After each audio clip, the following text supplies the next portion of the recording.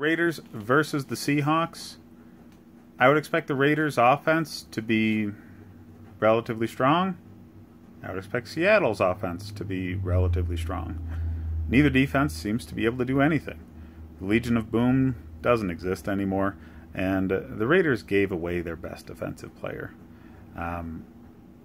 So, unfortunately, the Raiders don't necessarily have a consistent receiving threat outside of their tight end Cook. Their offense overall will do pretty well, but it's going to be spread out. Marshawn Lynch, you would expect to have a good number of touches on most teams, but John Gruden falls in love with the pass even when they have a strong lead. So it's a coin flip playing him in this game. Cook is going to do fine. Derek Carr is going to do fine. In the games that they've put together, he's put up a lot of yards. It's just a matter of him staying away from the mistakes and not throwing interceptions. Against the Seattle team, that's going to be easier than it is in some other weeks. Again, their secondary is nowhere near what it used to be. So expect a good game for Derek Carr. Now on the other side of the ball, Russell Wilson is going to have a field day. He's the only consistent piece of this offense.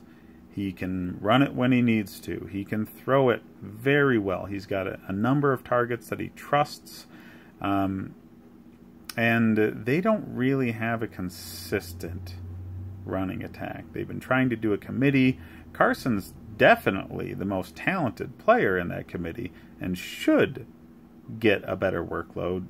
He just doesn't.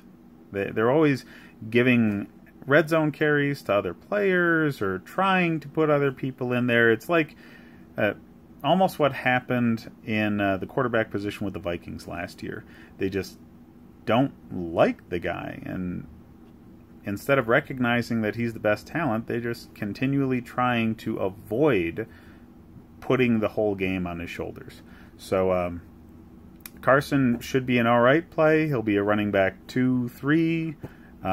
Russell Wilson is going to be a lock at QB1. Derek Carr is going to be a QB2. Cook is going to be a starting tight end this week, and at this point should be most weeks. There's not a lot of very good tight ends out there, so if you have him, chances are you don't have one that's better. Avoid either defense. That goes without saying. Avoid the kickers. They're really not consistent for either team right now.